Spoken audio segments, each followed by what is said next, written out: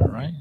Should be on. And hello, and welcome to another episode of the Double 18 Podcast live stream. I'm your host, Stephen Nagishi.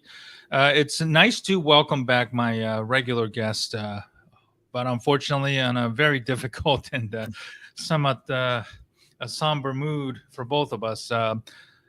From the YouTube channel, the Windy City Productions, the Bears YouTuber Rishab Skiri joining me to talk about the disastrous season opener against the Packers and all the other Bears news to cover, and then also look into tomorrow's critical game, Week 2 in Tampa Bay. Rishab, how are you? I'm doing good, man. Still mad about the last week. Obviously, I tried to put that game out of my memory at this point. It's been, 6 days, but it's still Well, stinks. you and me both. You and Yeah. me both. This week was absolutely brutal. Just trying to concentrate on the work and everything. Just it was very very difficult. Needless to say, but so a lot of the negative news and crazy stuff are coming out of the Hallis Hall. But we'll try and dissect and um, as much as possible. But looking at that game, Rishab, what stood out to you the most that is very, very concerning to you? Maybe two or three things that stood out to you. Yeah, and, I'd say number one is coaching. Like coaching was really bad on both sides of the ball, both Yeah. offensive and defensive coaching. Hmm. For Matt Eberflus, who's going into year two now, who Yeah. gave a lot of excuses to him last year because last year he had a bad roster, but this year, Hmm. the honeymoon period is kind of over right now. So I think that Yeah. was the biggest glaring flaw, that we just got out coached on both sides of the football by a big Hmm. margin. Like, Matt LaFleur, with a quarterback that was only starting a second game ever, he made that Hmm. quarterback go off for almost 300 passing yards, 3 passing touchdowns, while Justin Fields still has never had a 300-yard passing game with the Chicago Bears. So I think the coaching definitely was a big glaring weakness for the Chicago Bears. Defensive coaching also was complete disaster. Like, we just cannot find a way to get any pressure on the quarterback. Our coverages are just way too basic, way too soft sometimes. Like, we're not being aggressive like we should be against a Packers offense that was missing so many pieces. Like, they were missing Yeah. Christian Watson. So that was definitely the biggest disappointment. I was hoping for a better coaching performance out of both Eberflus and Luke Getsy. And then I guess like number two thing was that our, the improvements we made over the offseason, like it didn't show at all. Like, I don't think we, like, offensive line did not improve from last year, at least in this game. Like, obviously going forward, it could be a different story, but offensive line was the same show as last year. Defensive line also the same show as last year, even though, Yannick Ngakoue made a couple nice plays. I believe Yannick had a play against the run and also a pretty cool sack. But aside from that, there was no pressure we got on the quarterback. So, like, all the big moves we made, even Tremaine Edmonds, TJ Edwards, it did not make any sort of difference. Like, it honestly made it worse in some ways. Like, last year, we actually were closer against the Packers in both games. Now, obviously, it's only one game, so it's too early to like overreact, but it was definitely a bad performance by both the players and the coaches. Yeah, it really bothered me. Like, what did this coaching staff n- did the entire off season? It was really, really disturbing to me. They had over 100 and somewhat days to prepare for this day, and then the team looked completely flat, offensively and defensively. Um, the players seems to be chirping a lot leading up to this game. Justin Jones, who basically has done absolutely nothing but trash talk since his time with the Bears. Jaquan Brisker certainly had a conversation. The team meet, players only meeting, saying why not us now, which is a good thing, and that's something you like to see out of a young player because he wants to certainly, you know, forget about what happened last year and um, turn the page. But the quotes after the game about Brisker saying we needed this, this type of a whoop ass is certainly baffling and makes no sense whatsoever. And I do worry that there's a bit of a disconnect between the coaching staff and the players right now. Um, this week's press conference about DJ Moore's touches, Eberflus gave a very questionable answer, and that was the part that really made me question him even more. As much as Luke Getzey, certainly he made some egregious comments that was picked up online about he did good stuff out there, which I do question the media members about not following up, perhaps about maybe questioning him even more about what exactly that the Bears did good things at all, because you and I saw the same thing, Rishab. They did absolutely do nothing great on offense. It was just basically a terrible execution of a screen pass that Luke Getzey continued to throw out there with no.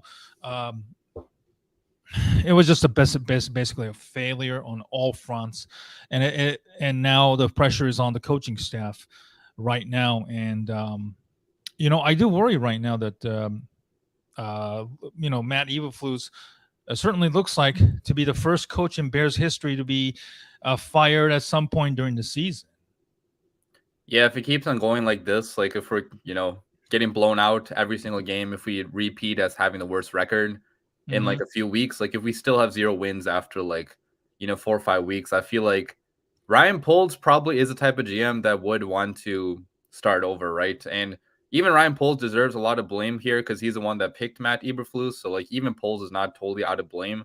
But I think that Poles definitely has a longer leash than Eberflus does because GMs don't get fired every 2 years, right? Like GMs stay for at least like 3, 4, 5 beyond, more years. They at least get like two different picks of coaches. So, obviously it's like too early to talk about Eberflus getting fired in the season, but Mm-hmm. yeah, like you said, like if it continues going this badly, if the players are just not ready to play on both sides of the football and we're just losing each game, 38 to 15, 20, then he's going to be gone. And so is probably every, person on the roster. Obviously not everybody, but like even Justin Fields, I don't think he's going to be on the roster next year if it keeps on going this way, unfortunately, even though I know it's not totally his fault. But, No. at the end of the day, like Ryan Poles probably would want to draft his own quarterback too if it continues going this badly. Yeah, I really want Justin to succeed. You and I both. I think a lot of people want him to succeed. He's the best quarterback that I think this organization has had in a long, long time, and Yeah. true to its form, the Chicago Bears somehow screw him up, Screwed up. and then probably if the Bears and himself doesn't show any significant progress, Fields might be looking at a new home. Unfortunately, this upcoming off season. So I'm still hoping. I hope that they'll get it out. They'll get it right. Excuse me. At least Luke Getzey proved that they can adjust. But now the adjustment period has to start, and it should have happened certainly not after the week one disaster, where everybody's being put on notice right now, and certainly, this game against Tampa. Which is down in Tampa, and it's going to be a very difficult one. We'll get to the matchups and the previews in a little bit, but two things really stood out. Two players really looks really, really bad on that Sunday game. One, especially Nate Davis, and the other one, of course, is Chase Claypool. Nate Davis basically missed the entire OTAs, and then basically didn't even practice at all in the entire training camp this summer. And he's also basically missed the all but one practice leading up to the Packers game. And he certainly looked really, really bad out there. And the other guy, of course, is Chase Claypool. I don't need to, maybe harp on the things that he didn't do at all out there. And it's a bad overall look for, even for somebody like Robert, excuse me, general manager Ryan Pace, and excuse me, I keep calling it Pace. I'm so sorry. It's Ryan Poles now, Yeah. but we're accustomed to being the bad GMs right now, so I keep thinking about the previous GM there. So my apologies there, but it's a reality check for Ryan Poles, and the loss on Sunday certainly is not all on the Matt Eberflus and his entire coaching staff, but uh, certainly we're not advocating that Ryan Poles be fired this year or anything like that. But certainly, um, I would have to say the loss has to be like uh, a sobering reminder for Poles that you know he has a lot of work ahead of him. Don't you think? Yeah, definitely. It also makes me happy he didn't trade his first round pick for this year, right? Like, I know a lot of Bears fans wanted us to trade our first round pick for like a Chris Right. Jones or like somebody else, but thank God we didn't do that because, right now it's not looking like it's going to be a good season for us again this year. Again, it's super early, but I think that Ryan Poles, at least didn't make the right call and not going all in on this roster. He knew that it still had a bunch of Yeah. holes. We still have, a lot of cap space next year too. So like this roster is in no ways finished. Um, it was probably too optimistic of us to think this roster could make the playoffs. Hopefully just they can be 500. That would be pretty nice. But, you know, I think his trade for Chase Claypool definitely has become like one of the worst trades of all time in Chicago Bears history.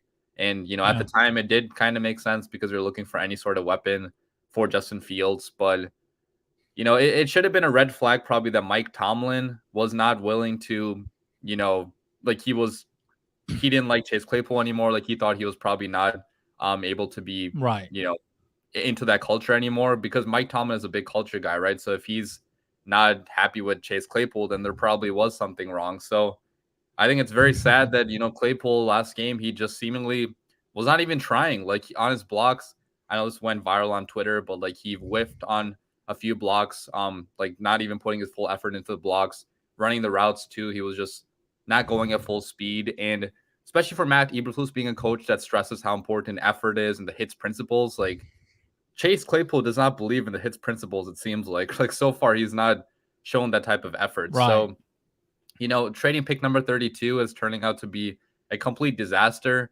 And again, it is like it's only been one game. So, like, if tomorrow he goes out there and has like 100 yards, like, obviously I'll shut up. Like, we're all going to shut up. But until he does that, Yeah. we're going to keep on criticizing him because he's not proven to be anywhere close to how good he should have been.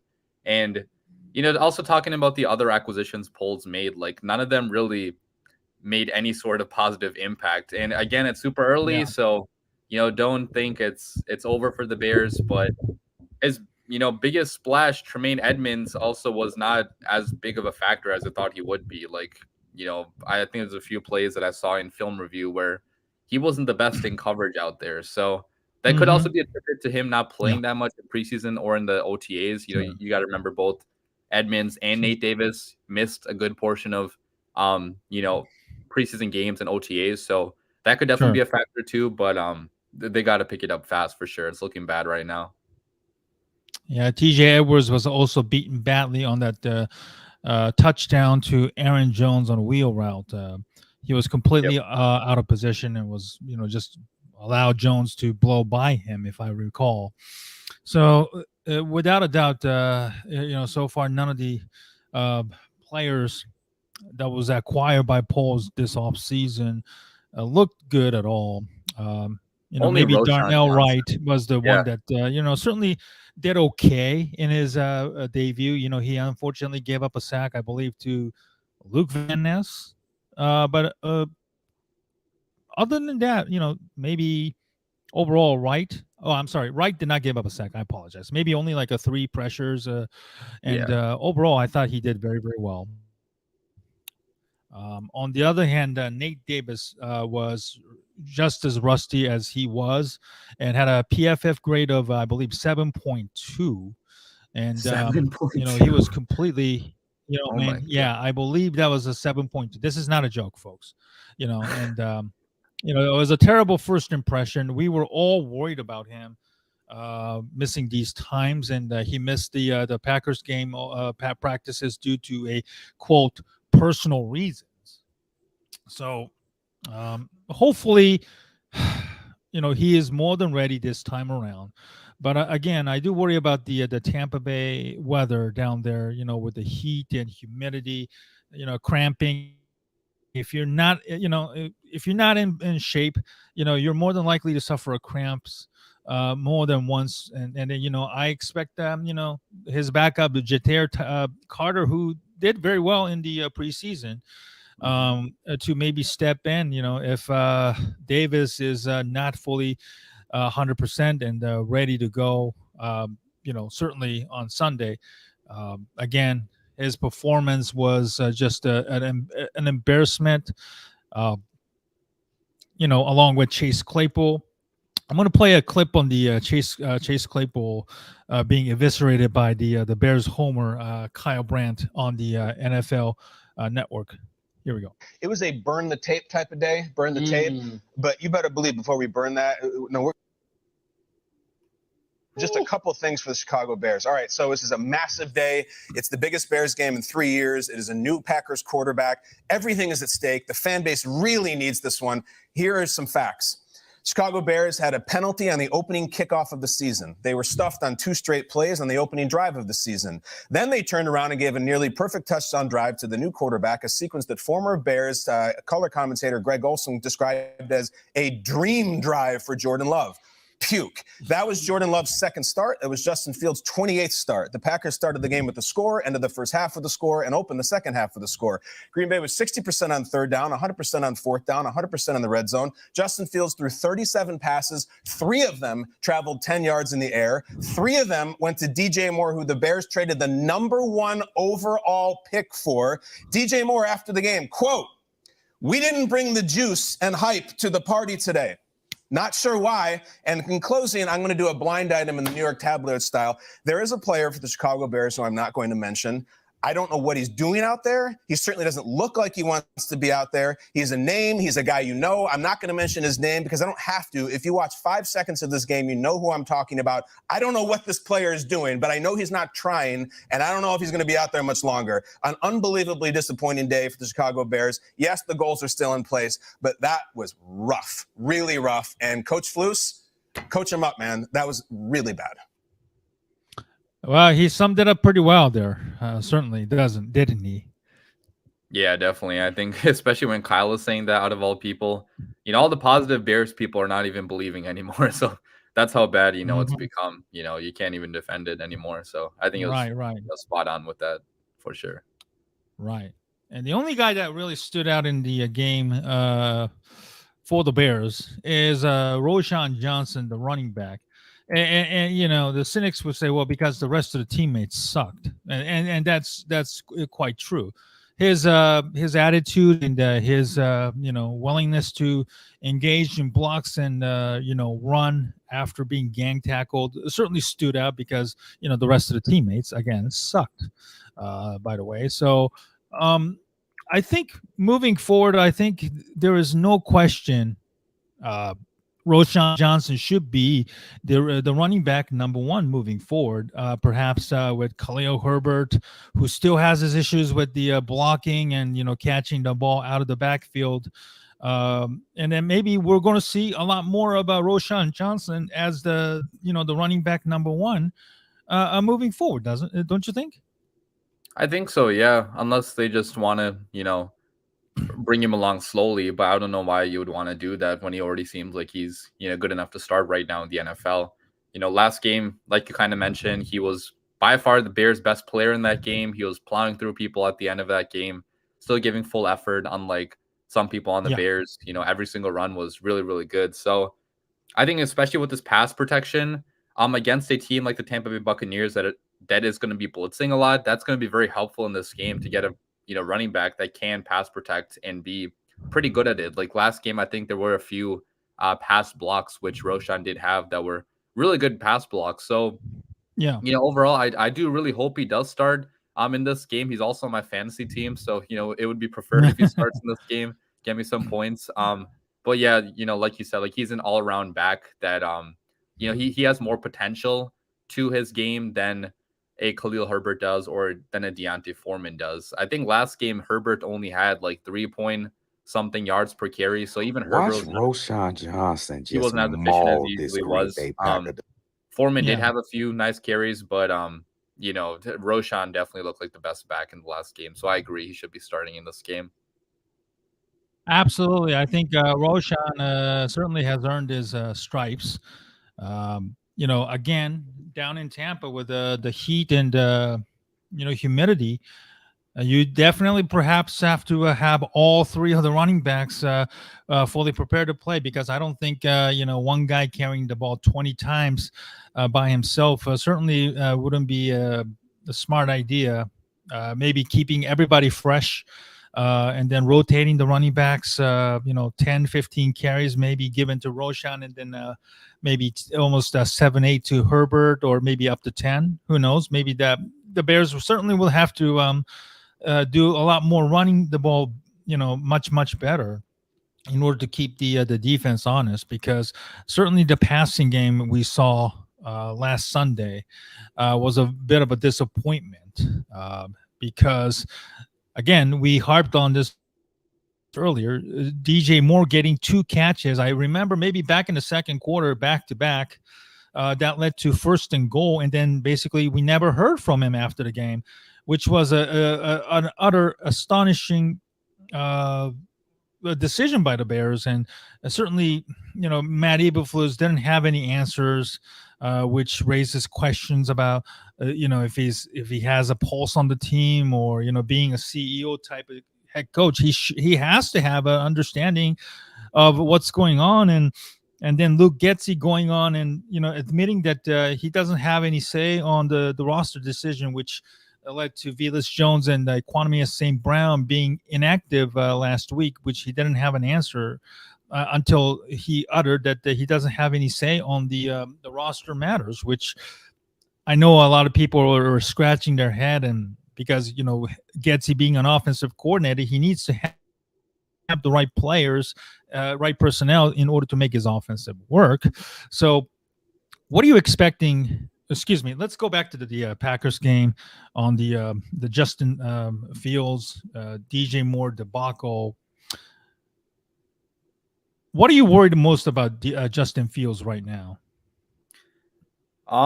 Main worry is that he's still not able to, unload the ball down the field when there's open receivers sometimes. I think it's not totally his fault. Like, the Bears have kind of ruined his mentality at this point, where last year obviously he just had to tuck the ball and run because offensive line was so bad.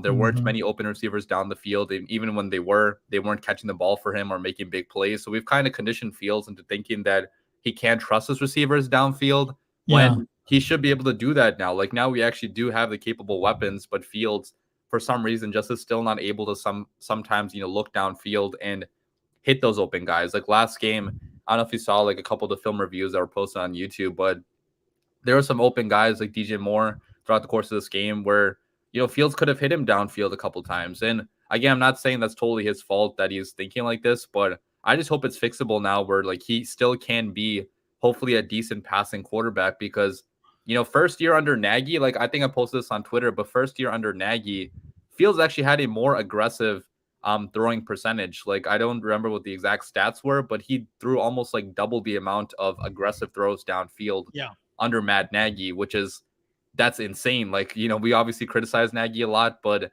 in that offense, he still felt more capable of throwing downfield, at least like attempting those passes. But under Matt Eberflus, he's not even trying to attempt those passes, probably to cut down on turnovers, and because Luke Getsy is stressing the short passing game. But I feel like we're ruining like one of the best deep passing prospects in the NFL. Like, his deep ball in the rookie year was amazing, and even last year, like his deep ball at times was really good, but we're not allowing him the opportunity to do that sometimes. And now when the opportunity is there, he's not taking those shots anymore. So exactly, very concerning for sure. I hope he can get out of this, and hopefully the Bears can coach him out of this as well.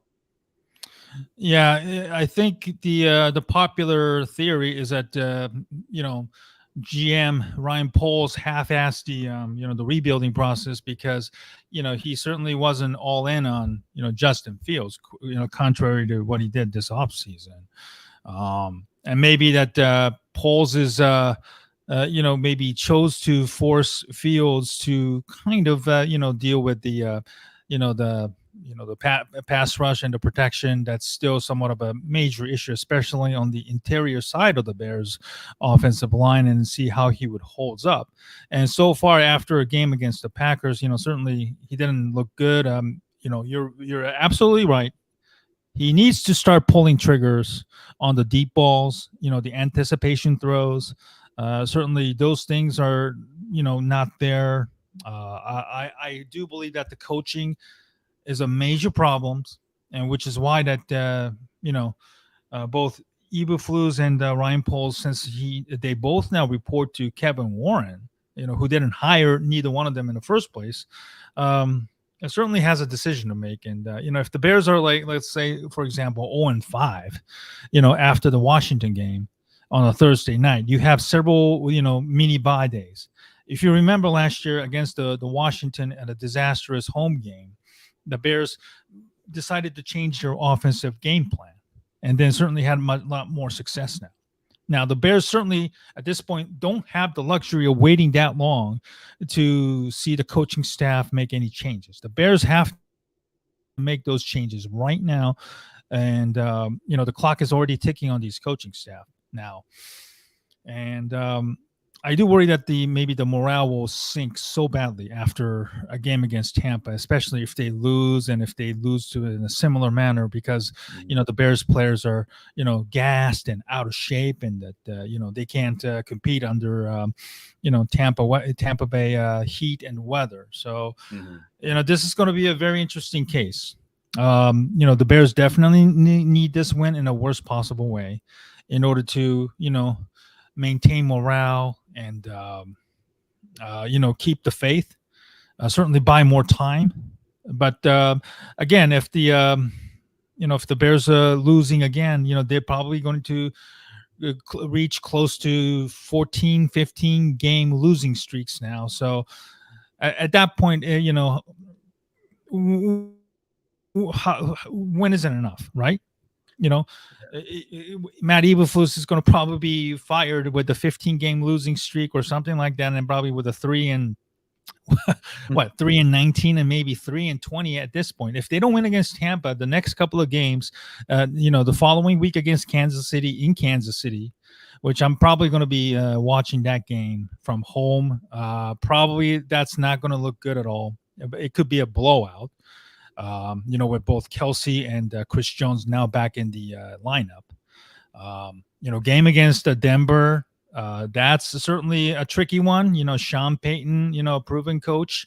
We don't know what their record is going to be, and maybe he and Russell Wilson are having some, personal problems by then. And then you have Washington that is completely rejuvenated under a new ownership. And but the record, who knows? Maybe 4 weeks from now, maybe they might be 1-3, 2-2. This time, the Bears are going to Washington D.C. area instead of them coming to Chicago. So it's going to be a difficult road game as well. So this upcoming Tampa game will certainly be maybe a final nail to the coffin for Matt Eberflus and his entire coaching staff. And let's get into the Bucks and the Bears. And the Bucks had a very good game last week, if you remember, against the Minnesota Vikings in Minnesota. What stood out to you about the Bucks Vikings game, and what the Bucks did do well in that game? Yeah, I'll certainly give them credit for winning, but they did actually, if you look at the stats, like it was actually kind of surprising they won, because they got outplayed by the Vikings throughout the course of the game for the most part. Like they got outgained, I think, 369 yards to 200. And I don't have the numbers in front of me, but I remember reading it. It was something. They got outgained by over 120 yards. So they won because of turnovers and timely plays made by Baker Mayfield. So yeah, all credit to them, obviously, for winning that game. But I do think they still have massive flaws on both offense and defense. Now the Bears do have a bad offensive line, so the Buccaneers defensive line is definitely the highlight of their team. So that's not a good matchup for the Bears to go up against another pretty talented front seven defensive line. But as for their offense, like I thought Baker Mayfield did okay for the most part. Like he didn't turn the ball over. I think he was pretty efficient on his throws. He was also running with the football too. And when Baker is like running and he's confident, then he can actually be a pretty dangerous quarterback to go up against. But the Buccaneers offensive line is, nothing special. So I would hope if the Bears defensive line had any sort of breakout game, it would be against this offensive line because aside from Tristan Wirfs, they don't really have any major pieces on that offensive line. Their center, I think Alex Ryan Kappa, Jensen, right?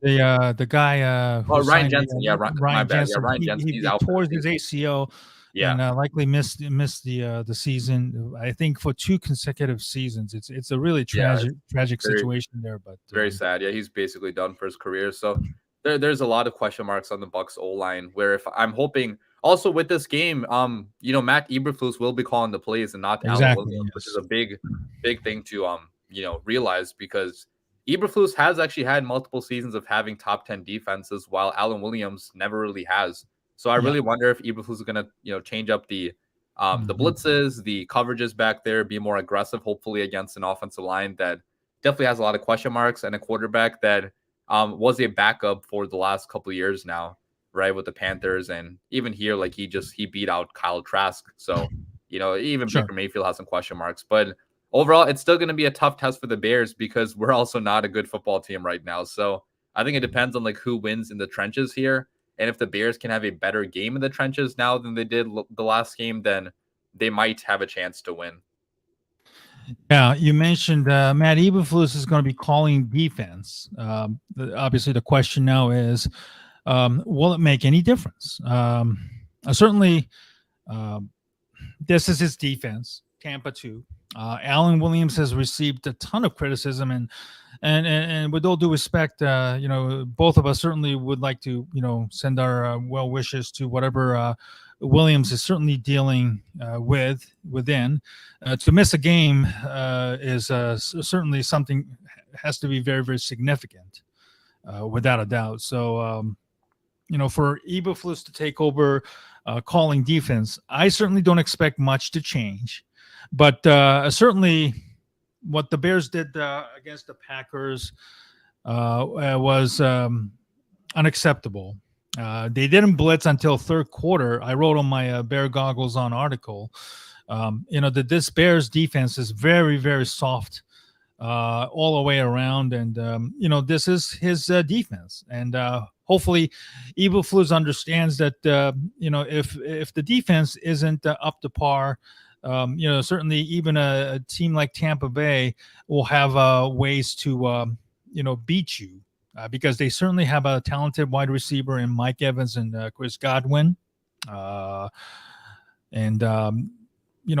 White is the running back who can certainly catch the ball out of a backfield as well.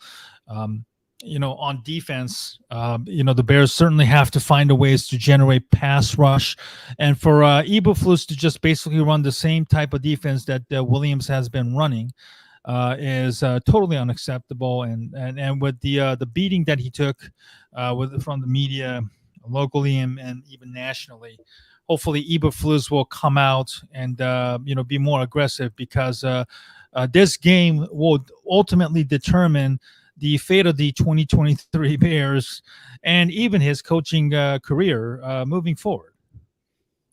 100%. Yeah, I think it's a definite must-win for the Chicago Bears. Because like you said earlier, like we're playing the Chiefs after this, we're playing the Broncos after this. Like I don't see a win on our schedule for a very long time if we cannot win this game. I think, Bears have to come out here with a sense of urgency. They're going to have to, all the players are going to have to realize how important this game is and be desperate for this win. I think last week they definitely were not desperate. It seemed like they weren't even trying to get that win. So it's going to have to be a totally different mentality, and it's going to, have to start out, good as well. Like last game, we didn't start out good. We ended badly as well. It's going to be important for the Bears to get off to a quick start, hopefully score on the first drive, get some turnovers on defense. And hopefully we can do that because I really don't want to sit through another tanking season where, it's going to be massive changes again at quarterback probably and on the coaching staff. That'd be very, very bad for sure. Absolutely. And, offensively, certainly they might have to throw some few screens here and there, but maybe not like a consecutively. Certainly their defense are heavy on the blitz. 2 years ago, I remember when, they were down in Tampa, the Bears were completely blown out 38-3, if I remember that game. And it certainly was no contest. But, it's a two different teams now. Tampa doesn't have Tom Brady anymore. It's Baker Mayfield, and I'm going to pull up a screenshot of the injury reports for both teams right now, and it looks like Tampa Bay is going to be missing some key players here. Hopefully, we get to see it in a bit here. Carlton Davis, the starting cornerback, is out. Kalijah Cansey, their number one pick, defensive tackle, is out. So that's a nice break that the Bears are getting.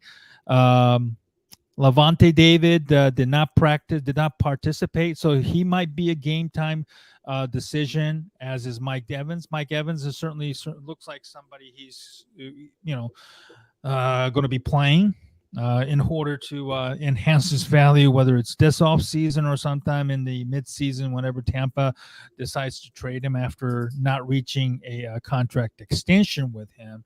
So this is a very good opportunity for the Bears. Rishab, Carlton Davis is not playing. He's one of their top corners. DJ Moore, who played, against Tampa many times with Carolina in the NFC South. I think this is a moment in time where Luke Getsy has to figure out a way to get more involved and give Justin Fields an opportunity to develop some chemistry and hopefully allow him to take some deep shots, because Justin himself said that he was very, very conservative and basically sticking to the gameplay. Yeah, I really feel like we're gonna begin this game with a few deep shots. It's at this point, like both the coaching staff and the quarterback know their jobs are kind of on the line now, and they have to make something happen. So I almost guarantee you, like within the first 5 plays of the game for the Bears, I think there is going to be some sort of deep shot downfield. I'm not sure if it's going to be completed or not. Hopefully it will be, but I think DJ Moore should be targeted early and often in this game. Right. Because, like you said, they don't have any star cornerbacks. They do have Jamel Dean, who's a pretty good cornerback, but they got injuries there in the defense. Carlton Davis is a guy that has given the Bears some trouble in the past. I think against the I remember against Allen Robinson back in 2021, I think, or 2020, he had a few nice wins against Allen Robinson in that game on Thursday Night Football. So not having him in this game is pretty big for the Buccaneers. And the Bears should be looking to attack downfield throughout the course of this game. And screen pass is still going to be a factor here and there, because we still want to try to work that short passing game a little bit, but nothing like last game in which every other play was a screen pass. Every other play was just a dump off or horizontal play. It's going to have to be more attacking downfield. Mm-hmm. Well, Tampa Bay still has some decent talent on the defense. You mentioned Jamal Dean, and they have all-pro Devin White at the linebacker. So Bears certainly have to keep an eye out on him, especially when Levante David, the veteran, doesn't play. Certainly a lot of responsibilities are going to be falling on White, who's a very good player himself. So it'll be very, very interesting to see, if the Bears can find a way to neutralize him in this game. And if you look at the Bears, certainly looks to be a much better, injury-wise, but the Bears certainly received a blow when Kyler Gordon, their nickelback, suffered a broken hand, and he's on IR. Unfortunately, it looks like he's going to be out up until maybe the Washington game, on Thursday night. Certainly that gives him an extra week to, recover, and then he should be back in the lineup by week 6. Josh Blackwell, unfortunately, who is another very good nickelback, who was supposed to replace Gordon, is out. They were maybe flirting with Tyreek Stevenson playing the nickel, which certainly did not seem like a good idea. And looks like they will allow Stevenson to play on the outside. Tampa Bay will certainly more than likely figure out a way to put Evans versus Stevenson, the rookie going up against a 10-year veteran, try and see if they can rattle him. So, giving him the safety help at times, against, Evans would be a huge key. If Stevenson can somehow find a way to hold on his own when he goes one-on-one against Evans, certainly would be a huge confidence booster. And I think it's a key matchup for them as well. It's a very interesting matchup. I want to play a clip on back to Kyle Brandt. He was on Dan Patrick's show the day after the game, or actually 2 days after the game was over against the Packers. And I'm going to pull up a clip here and share it with you on what he had to say and why he is all of a sudden, concerned about the Bears and the Justin Fields. The storyline, good or bad, that will continue. So after week one's results, take the Jets out of this, but the week one question, good or bad, that persists the entire season. It wasn't an aberration. Well, I like to say that week one in the NFL is a liar. It is a pathological liar. Weird, bizarre things happen in week one that are completely unique to week 2 through 18. Last year, you remember the Bears beat the Niners week 1. The year before that, the Jameis Winston Saints destroyed the Aaron Rodgers Packers. So a lot of these things, these familiar brands that we've all trusted in, they'll bounce back. The Bengals are not going to be terrible. The Steelers aren't. The Bills aren't. The one that I'm worried about is the Bears. And I'm really worried about the Bears and Fields et al. Because I'm starting to see this disgusting cycle, Dan, for Justin Fields. And you start to see it where the people online and the fans will say, oh, the O-line this and the coordinator that. And that stuff carries weight for a while.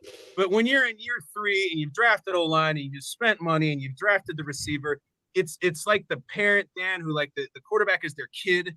And they're, the kid's struggling in sports and they say, the coach isn't teaching him right. And the kid can't get the math test right. And we got to get new teachers. After a while, your kid is stupid and unathletic. I'm sorry, but we can only say that for so long. The kid's 17. Nick Saban's not calling, my friend. That's what I'm worried about with Fields. I don't know why there were such great lofty expectations for the Bears. It's asinine. I got it. I didn't get, Paulie is a Bears fan. I go, why were your expectations so high? And he goes, I don't know.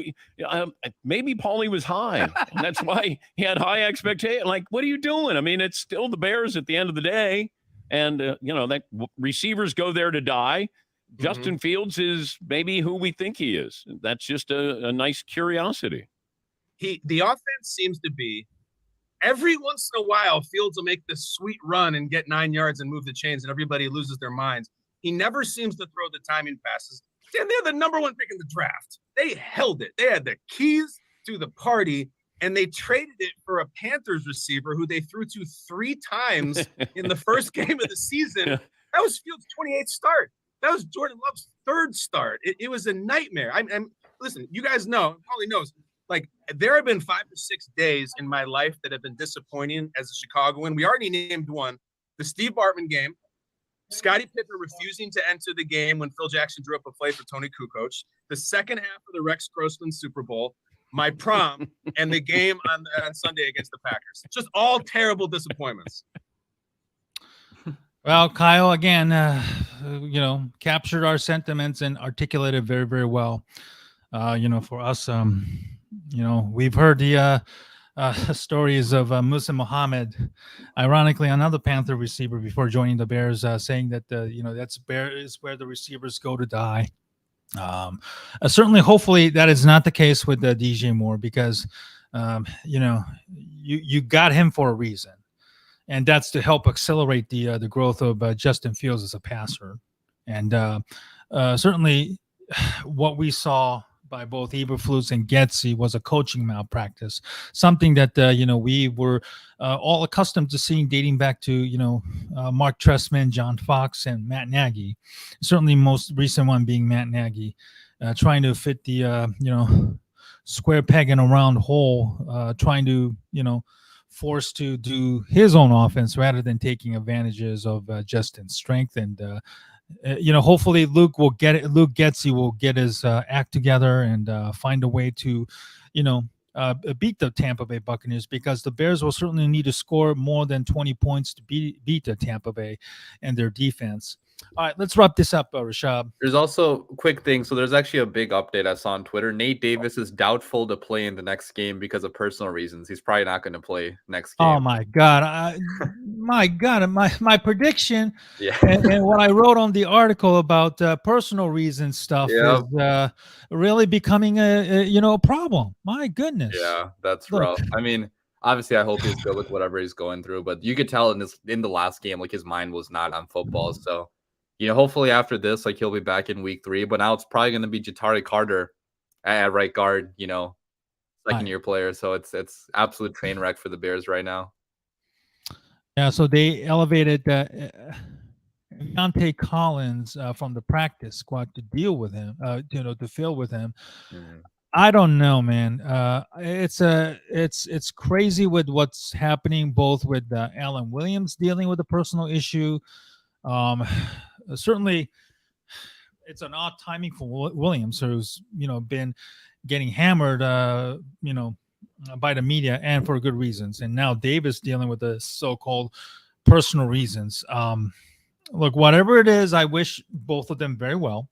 Health or family related issues. So, at least maybe both of us, at least will try to refrain from making reckless speculation on, both of their personal lives as well. So maybe, this could be a good blessing. Certainly you don't want a guy like Davis, who at least I saw him practice, at least from what I saw all this week, and then all of a sudden he does a complete 180 this time, practice all week and don't even play because of personal reasons. Last week he didn't practice until because of personal reasons, and only practiced one day and looked like dog shit. So it's just unbelievable. And again, another bad sign for Ryan Pauls and his front office with this decision.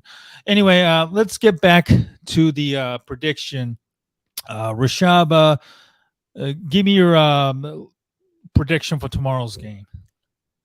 Yeah, so I didn't release my video yet. I'm going to release it right after hopping off this podcast. But I did actually predict the Bears to win 21-20. I know it sounds like just delusional at this point, but I do think that the Bears coaching staff should be very fired up for this game. The Bears players should be fired up for this game because, like we said in this podcast, like if they don't win this game, all the wheels are going to fall off the bus. Like it's going to be season over at that point. So I do think our desperation at the end will win us this game. Not by much because we're still not a good football team, but I do think, we should sneak by, hopefully in a close victory. What about you?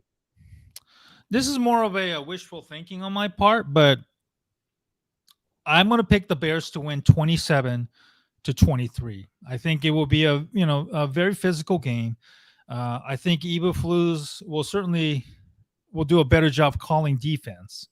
I expect to see a lot more pressure being generated by the Bears against a mid quarterback like Baker Mayfield. You certainly don't want Baker Mayfield beating you. Otherwise, it's going to be a really, really bad look for Eberflus and the entire defense. So I think they're going to play with a lot more urgency. I also predict that DJ Moore will have 100+ yards and a touchdown. I also expect Justin Fields to use his leg more. He might score a big touchdown run, perhaps of 50 yards or more, and then also throw one. Maybe throw a couple more touchdowns. One to DJ Moore and the other one. I can't think of one, but certainly have two touchdown passes to go along with it. This is a desperate game. If the Bears play like it, and if the Bears are serious about the game, I think this is a game that the Bears will certainly win, and then that from there it's just basically one game at a time for the Bears. So, we'll all pray that this is a win for the Bears, regardless of the score or how they look. Win great or win ugly, it doesn't matter. A win is a win. So, any win at this point for the Bears is a confidence booster for the fans, the players, and the coaching staff moving forward. Well, Rishab, listen, thanks for your time. Let's get together again next week. Hopefully, we get to talk about the Bears win in Tampa Bay, and then we get to talk a little bit more about the news around the league, and then also speak on the the upcoming matchups. against the Kansas City Chiefs in Kansas City. Thanks for your time, Rishab. Enjoy your weekend, and we'll catch up with you again next week. Yep, bear down. Bear down. Thank you.